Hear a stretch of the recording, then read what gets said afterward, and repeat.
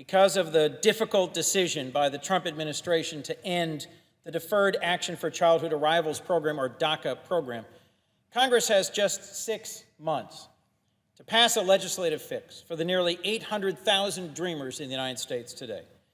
Let me start by thanking many other colleagues who've already come to the floor to give a voice to our nation's dreamers. I am proud to stand with them and speak to this important issue today. Since 2012, the DACA policy has helped more than 750,000 dreamers work, study, and contribute to our society free of the fear of being forced to leave the only home they have ever known. Many of these young men and women are our classmates, coworkers, colleagues, folks who are just as American as any one of us, because that is what it means to be an American, whether you have been here a month, a year, a decade, or 7 generations. Those who are willing to serve, to contribute, to engage in our society, to pay taxes, to play by the rules, we welcome as Americans. These are people who were brought to our country as children, without authorization, but through no fault of their own. And in my view, they deserve the opportunity to demonstrate that they want to contribute to our community and our country, and to come forward and live their lives out of the shadows and as proud Americans. DACA provided these dreamers with that security, but the President's announcement to end the program has left them in a state of uncertainty and fear. I am eager and willing to work with my colleagues on both sides of the aisle to pass comprehensive immigration reform, but targeting this group of overwhelmingly hardworking and tax-paying dreamers is not the way to fix our broken immigration system. In my view, it is in some ways a capitulation to the harshest, most nativist, anti-immigrant forces in our country. Mr. President, I believe Americans are strengthened by welcoming immigrants and refugees into our country. I believe this as someone who understands that immigration has strengthened our economy. I believe this because I know America was founded largely as a nation of immigrants and thrives because of its diversity, not in spite of it. I believe this as well because of my faith, which calls on all of us to welcome the stranger and the foreigner. But these dreamers, frankly, aren't strangers at all. They are already our neighbors whose lives and freedom are now in jeopardy.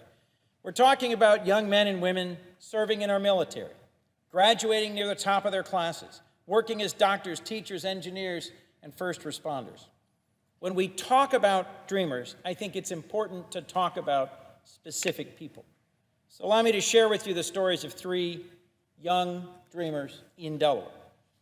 First, we're talking about Stephanie Martinez-Gonzalez, a current sophomore at Delaware State University who's studying criminal justice and plans to join our law enforcement community as a police officer. She was brought to Winder, Georgia in 2003 when she was just 8 years old. She and her sisters today are all enrolled in college, and Stephanie even earned a scholarship due to her high achievement in high school. When we talk about dreamers, we're talking about Roman Guajamara, a 30-year-old Delawarean who's been in the United States since 1994. A young soccer star, he was being scouted for collegiate scholarships while in high school, but he never saw college as a possibility for him because he knew he was undocumented. In 2013, taking advantage of the opportunity offered by the previous administration, he stepped forward and enrolled in DACA, was able to obtain a driver's license and take classes at Del Tech College in my home state of Delaware. The DACA program, he says, gave him a whole new outlook on his future and allowed him to finally pursue his dreams in the country he knows as home. Mr. President, when we talk about dreamers, we're talking about people like Indira Islas, pictured here to my right. Indira came to the United States at 6 years old in 2004 with her parents and 2 younger sisters. Now a college student at Delaware State University, Indira has said, and I quote, "Home to me is Gainesville, Georgia. It always has been and always will be. It is home because I poured out my heart into that town." She's studying in Delaware to become a pediatric oncologist, as her own parents once were, but fears that her family could be torn apart before she's able to fulfill her dream of treating children with cancer. Delaware alone, our small state, one of the smallest of the 50, is home to 1,400 dreamers, just like Stephanie Roman, and Indira. Without them, the United States would lose nearly $90 billion in GDP every single year. Let me say that again. Without the Dreamers, studies suggest that we would lose tens of billions of dollars in American GDP every year. The economic impact would be significant in every state across the nation because of the role that Dreamers have played in our nation's economic, social, and cultural fabric. Now, some states may be more remote and rural and have a smaller population of Dreamers, whereas in others they're very large. But across the country as a whole, it is undeniable they've contributed to our economy. Just listen to the American CEOs who came forward last week to voice their support for finding some legal path forward for these Dreamers. From the Koch brothers to Mark Zuckerberg, U.S. business leaders respect and appreciate the hard work, the contributions, and the potential of our immigrant brothers and sisters known as Dreamers. And it's not just their economic contributions that moves me to speak this morning. Dreamers also help keep us safe. That's because approximately 900 men and women in the United States Armed Forces are able to participate in serving our nation because of the DACA program. Most of these individuals applied for the Military Accessions Vital to the National Interest, or MAVNI pilot program, which selects immigrants who possess vital skills for our national security to serve in the military. These very individuals include physicians, nurses, and those with skills in critical Middle Eastern and Asian languages, like Arabic and Chinese.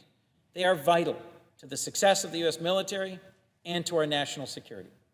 Should we have recruited them, trained them, supported them, deployed them, and now, because of an abrupt change in national policy, reject them and deport them? I think not. Mr. President, Dreamers, like Indira, are Americans. They grew up here. They've gone through a rigorous process to become a part of this program, and they want from this point forward to play by the rules and to succeed. I'm calling on my colleagues here in Congress to protect the lives of our Dreamers and pass the DREAM Act. I'm grateful to Senators Durbin and Graham for their bipartisan efforts to move this bill forward, and I'm proud to join them in supporting this effort.